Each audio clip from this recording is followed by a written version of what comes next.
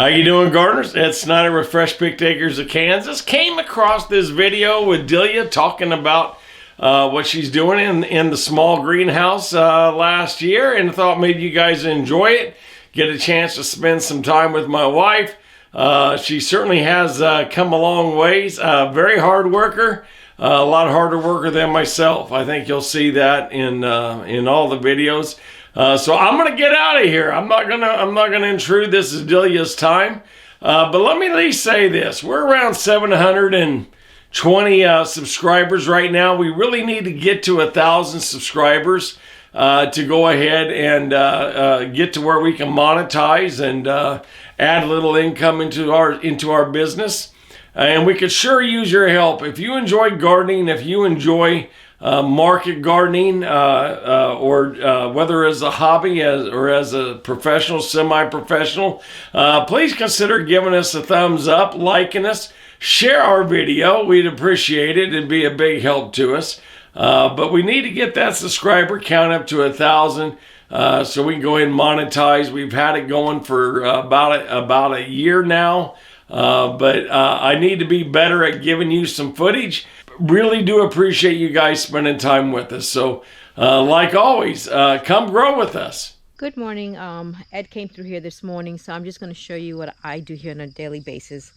One of the main things I do is I walk through here and pick whatever needs to be picked. So you can see at the bottom of the rows are my cucumbers, and so I'll pick what is ready to harvest and put it in the cool room. And then the next thing I do here is I come through and I will clip all these little, gosh, I forgot what they're called, but they just tendrils that they use to hang on to things. I'll clip them off because it's easier at the end of the season to clean everything off if the twine is not attached to the plant itself. So I will come through after I pick them all off, and I will put clips on to hold them tightly to the twine so they don't fall over. And then I will go through after that and check to see if there's anything I need to sucker. And by that I mean that they will send out another shoot. Like right here, there's another one coming on. And usually I let it grow a little bit bigger so that I know I don't clip off the cucumber itself. But I went through here yesterday and I did that, so there probably should not be many. So that's the second thing I do. And the next thing is any of these leaves that are touching the ground, or I did have an issue with aphids here at the beginning of the season, which I think I finally got under control. So the leaves are damaged. I will cut those lower leaves off and get them out of here. And I don't need to do this yet, but eventually the plant itself will be all the way up to the top. And then I will have to start dropping the plant down so I can keep growing. You can see there's lots of flowering going on for new cucumber growth. And I have 2 rows of cucumbers, and each row is actually a double row. So they are staggered every 18 inches, and then they're staggered so that this plant and that plant aren't right next to each other. It's staggered between the next one. And we do have these specialty cucumbers over here that someone sent us to try out. And they, yeah, unfortunately they had issues with the aphids too. The leaves on the leaves look pretty clear now. So I think I finally beat those aphids. But they're doing good. That plant is doing really well. The other ones suffered a little bit more, and they are a little delayed. But I think they'll come back. And I'm trying to do the same thing with them, trellis them up. I probably won't let it get too many more vines than what they have right here. So maybe 2 vines per plant, and that's it. And I will clip the rest of them off. And then my cherry tomatoes are on the other side. But here I have 2 rows again, same thing, 2 rows staggered of peppers. And they're getting lots of flowers and lots of buds. So hopefully in a short time, I will be getting peppers. The other thing is that weeds will try to grow on the dirt where the pepper plant is. So every once in a while I have to go by and do some cleaning of weeds that are coming through.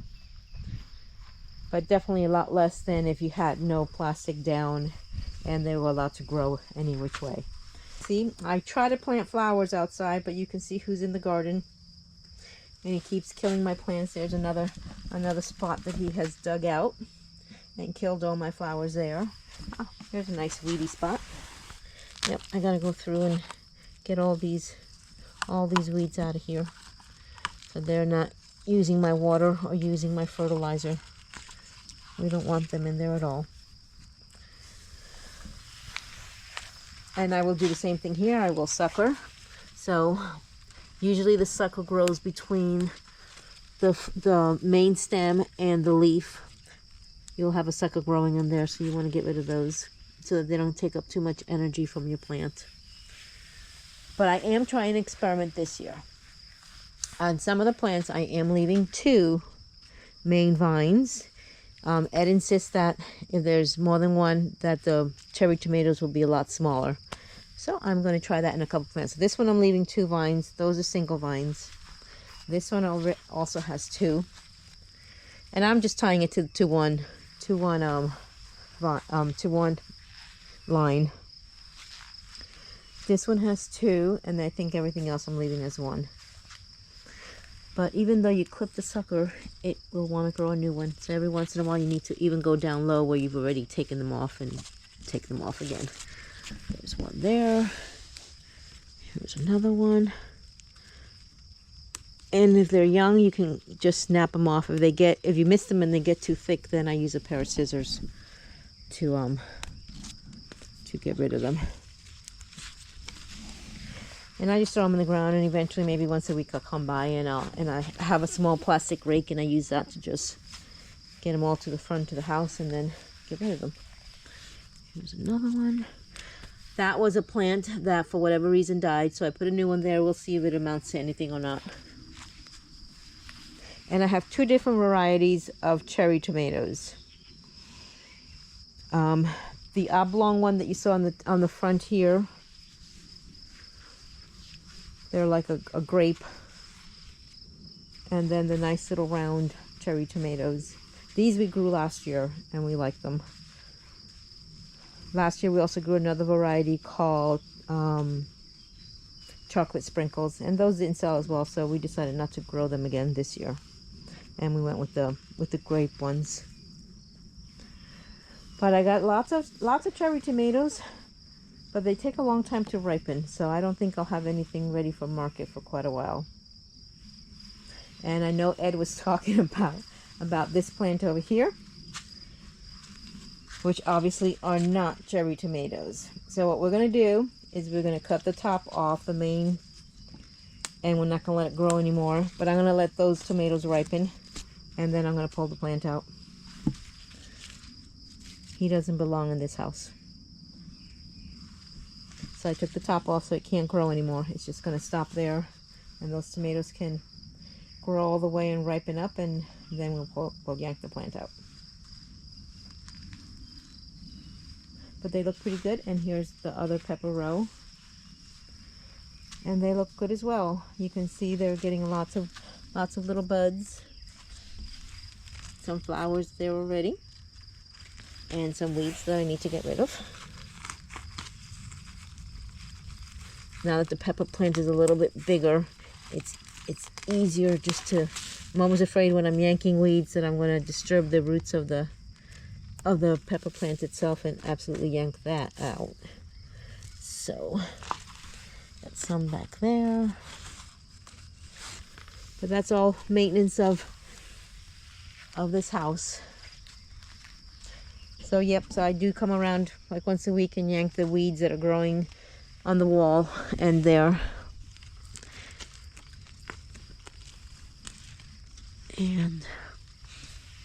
And all we're doing here is just boxing them in so that they don't fall over into the middle of the row. I think the first year he did the weave and I just didn't like it. I think it just made it too tight to pick the peppers. And the peppers were all getting wonky shaped because they will get stuck between the plant and the twine. So last year I did this. I just boxed them in, and so that's what we're doing again this year. That worked really well. And even the small ones are doing well. They're getting up. Eventually they'll get to about the same size, and they'll be fine. But everything looks good here. And if you can take a peek outside, my cabbages are doing really nice. They have a nice head on them. I would say probably 2 more weeks and they're ready to get chopped out. And I have lettuce in there. That was a really windy row, really windy, and I put snow fencing in the front and in the back to see if that would help with the wind coming through that tunnel there. You can see everywhere where there's lettuce. There was at one point a cabbage plant that got ripped out by the wind. So we did lose probably about maybe a quarter to a third of the row from the wind. And I need to get in there and weed some. I do have some leaf lettuce. That was a radish bed, which already I've pulled everything out and I've reseeded. Then I have some beets. I love beets, but so do the deer around here, so I've never been able to grow them successfully. I think in this spot here, they're doing quite well. And then the beginning of the second row is also beets, but I need to weed. And then I have turnips there, which are those there. And then on the far road, I have more radishes. And then I have lettuce heads. And then in the middle row, I have what is called a German giant radish. Supposedly the size to pick them at is a 3-inch radish, but I don't think that would sell too well around here. So I'm actually picking them much smaller at about 1.5 inches or so. And they've been selling well. They grow really fast. I mean, that radish bed was put at the same time as the other one in the first row. And these are, and like I said, since they're supposed to go 3 inches, but I'm picking them up. I can see I missed some broccoli there because it's flowering, but that's okay. I ate some flowering broccoli the other day and it was quite tasty. But I got more lettuce. I picked yesterday, I cut like 7 heads of lettuce from here that were ready. You can see there's some butter crunch ready there. That beautiful lettuce there is actually an iceberg lettuce, and you used to seeing just the head of iceberg in the supermarket, which is just that dull green, which I particularly don't like that much. But the plant itself is beautiful, and the outside leaves I like are much tastier than the inside of the head that I've normally purchased at the grocery store. So that one needs a little bit more to go. I touched it yesterday, and it was still, the head was not firm, so that needs a little bit more. But the butter crunch, those are ready. I did sell a few of those yesterday at market. I'll cut some more for market on Monday. But that outside is doing very well, other than the weeds trying to take over. So I'll do some more weeding in there today, this afternoon, once the ground dries up a little bit. We did have a nice rainfall last night, almost 1 inch, which is nice. This way I don't have to pay for water. But that's about it. That's what I do here. I do have some other things growing in the back. I needed some more zucchini and yellow squash to fill the rows. So I did plant some more, and they're ready to go out in the field.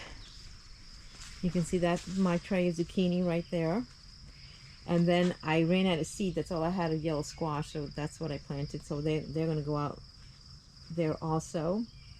And I have some eggplant there that also needs to go out. And some more, oops, sorry about that. Some more watermelon. And I have another tray of watermelon down there. But they'll go out, everything there will go out this week. And I used to grow my bunching onions in a tray and then try to transplant them singly. I decided not to do that anymore, and I actually put like 5 seeds or so in each well and then just plant the whole well together. And I have some over there which are bigger and they need to go in the ground too. These still need some more time to grow. But that's it for me here. So I will be saying goodbye. Thank you very much and have a great day.